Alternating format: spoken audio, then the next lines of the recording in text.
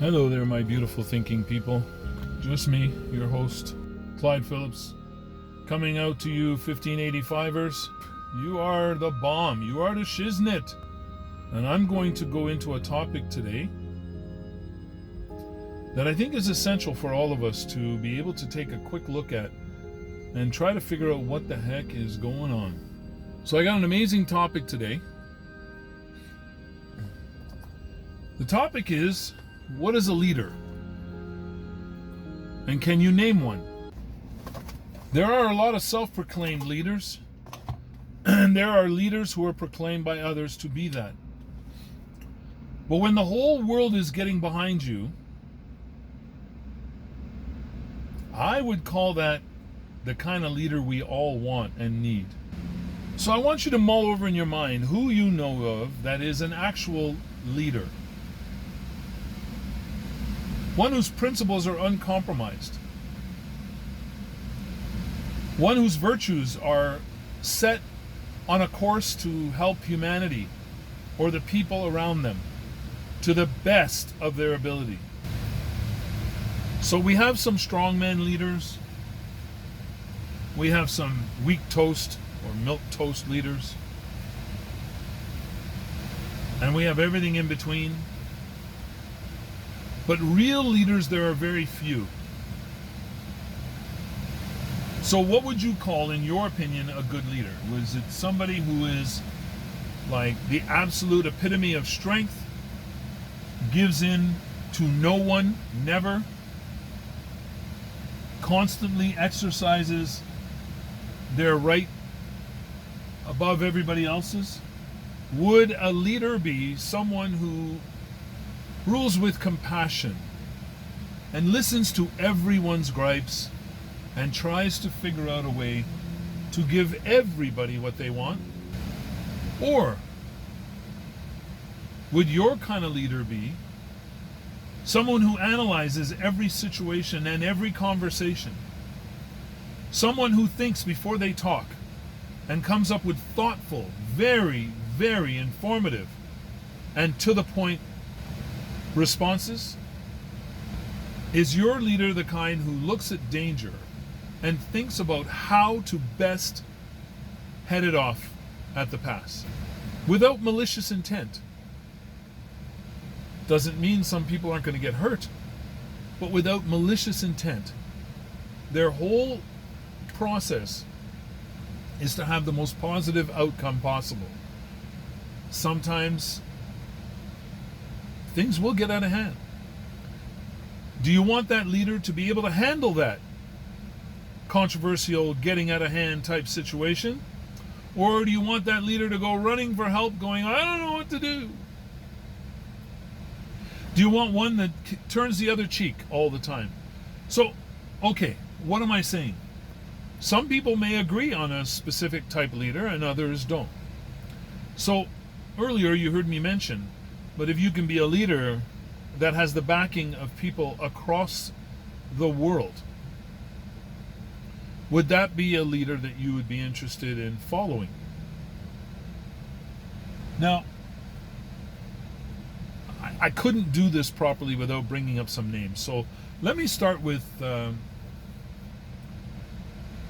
south of our border here in Canada. We have a leader by the name of Donald Trump. Donald Trump is the typical strongman, right? If it doesn't fall in his favor, he's not going to adhere to it, period. Even if that means falling on real hard times for the entire country, he'll stick to his guns. So in other words, he'll go down with the ship, or he'll take the ship down and not apologize. Because in his mind, nothing he does is wrong. If he thinks of it, it's the best. If he says it, it's the truth. That's one kind of leader, and it does serve many, many purposes. How about Duarte? Strongman leader, very strongman leader. Goes around killing people if they don't conform to his views. If they do things that he disagrees with, he'll just kill him. And I don't mean just disagreement like it's 10 o'clock, no, it's 9 o'clock. I'm talking about principles and thoughts that he holds dear, and you disagree with that, and you do things that show that you're on the other side. He has no problem killing you. How about a leader like Xi Jinping? Very soft-spoken, very reserved. I've never seen him get excited or upset. His main focus, as far as I can tell, is prosperity, not at the cost of citizens. Prosperity, but not at the cost of citizens. That's the only message I get from him. Every time I hear him rebuke something or someone, it's along those lines. He does not agree with people taking advantage of others. Sorry about that fan. It's 29 degrees outside here, or it was, and I'm just trying to cool down the interior. Okay, so let's look at some other leaders. You had Ronald Reagan. He was a B-rate actor, I believe, and he was chosen by the cabal, the people who are in power, the people who run things, as the president of the United States, because he had an appeal, and that appeal was going to get them what they want. Now, he was pragmatic to a large degree. He used a lot of common sense, but we don't know if those ideas came from him or came from those above him. I know you're going to say the president of the United States there's nobody above him. Yeah, there is. There's people above him, and there's God above him, and there's other deities that people would hold above him. Anyways, he did a lot of good things for a lot of people. He didn't just bow to one group of people. He didn't bow to anybody, actually, but he was very thoughtful when it came to the needs of all people. Not the wants, the needs. You have a Barack Obama, beloved across the nations. They held him up as like the next coming of Christ almost. Again, we know that it's not him that makes the decisions, so he was only capable of doing so much. And in most people's minds, that was very, very little for the people that they were concerned about. But it looks like he had been trying. He talked peace around the world. They wanted him for the Nobel Peace Prize. He was magnanimous, wasn't he? But he still went out and murdered a whole bunch of people. And you might say, well, he didn't do it. I'm going to say, yes, he did. When you are the commander-in-chief, nobody takes a step forward without your okay. So, every one of these presidents have been culpable. The one I don't know about, I'm not going to go all the way back in history, but the one I don't know about is Jimmy Carter. I don't know what his wartime track record was. I can only assume by the character of the person that I know as Jimmy Carter is that he probably initiated absolutely no wars. He probably initiated absolutely not one murder. I don't believe he would have ever sicked his military on the civilian population. So there's another type of leader. But now we have, in recent times, we have a leader by the name of Ibrahim Traoré. And Ibrahim is an African president, the youngest head of state in the entire world right now. Became president at only 36 years old. He's a captain in the Burkina Faso army, and he still retains only a salary of a captain. His presidential salary is put into a pot along with any other officials who wish to put into that pot. and people in the different communities who wish to add to that pot. And that pot is being used for nothing other than furthering the people of Burkina Faso. He is opening up schools everywhere, medical facilities, including traveling medical facilities. He's equipped his army with equipment that allows them to prevail over their enemies. But he doesn't bully. He's trying to protect the people of Burkina Faso and get them back their land, which was 40% stolen by what we would call insurgents. Others would call them puppets of the Western imperialistic world. Without giving my opinion, I'll just say those are options. So, Ibrahim, it doesn't rule from the ivory tower.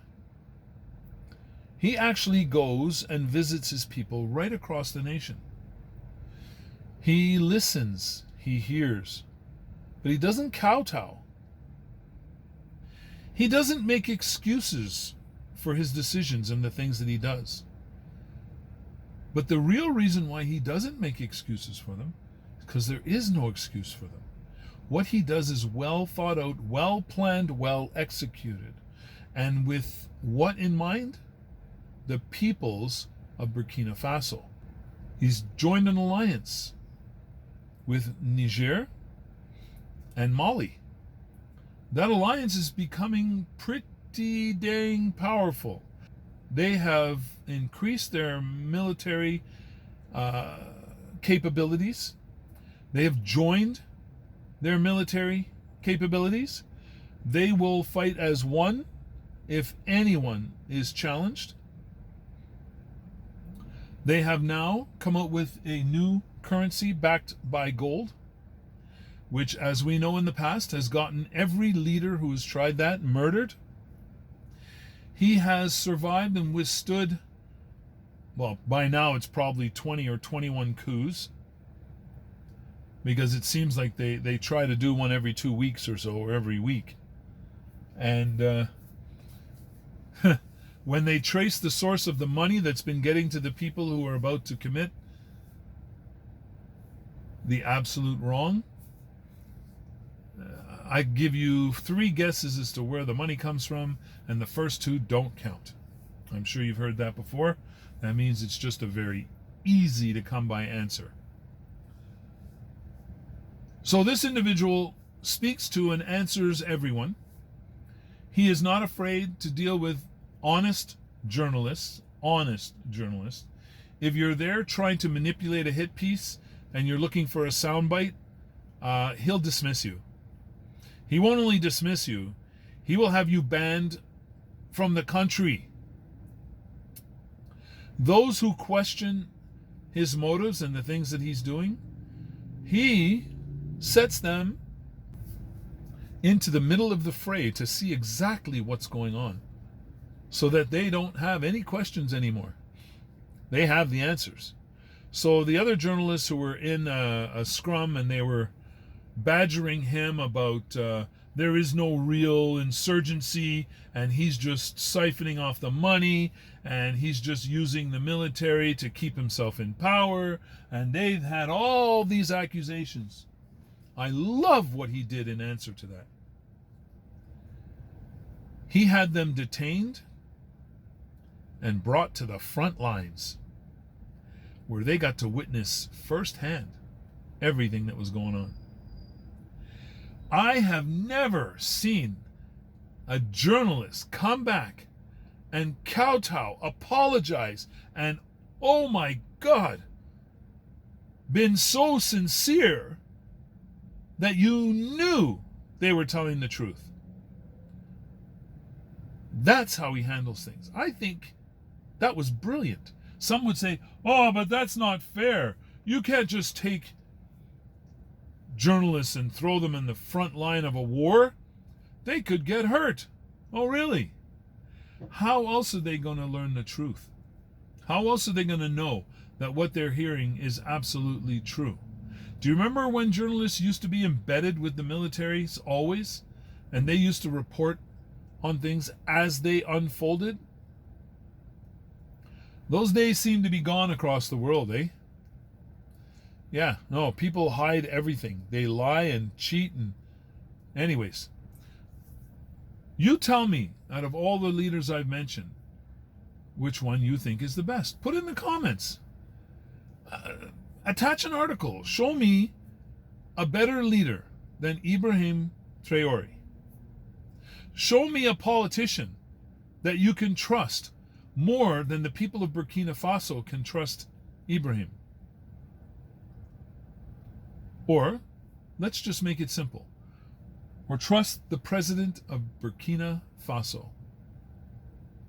Many African countries now are starting to see that what they've been doing for many, many years is not acceptable. Many of the leaders of African nations are slowly coming around with small little tidbits of offerings that show that at least they know that they've been on the wrong side of history. Sorry, folks, I'm going to say no. Don't even think it. Don't even think it. Pick your leader. And remember, in this game, when you pick that leader, that's it. You don't get a second shot. That leader becomes yours from then on until the end of it. Pick carefully. Here, I'm going to give you my opinion. Out of all the leaders I've seen and heard from,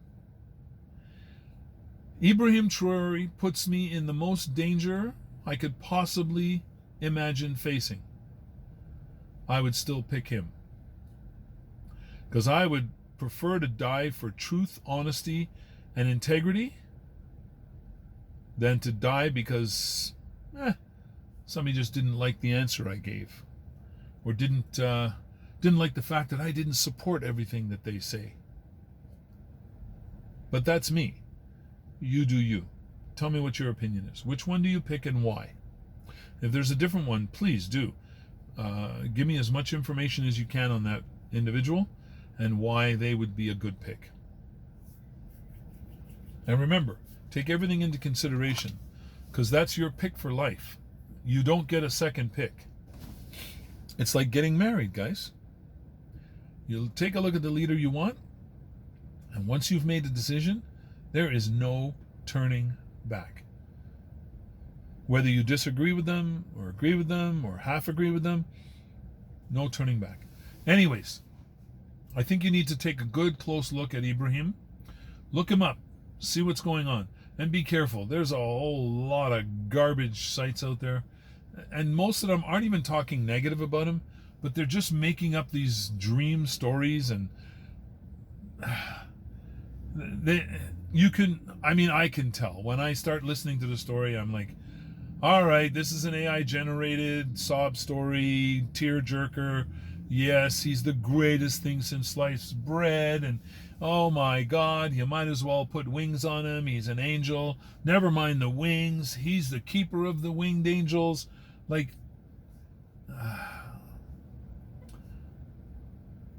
I'm not there, but I don't see any flaws in this individual as far as being a leader of a country of people.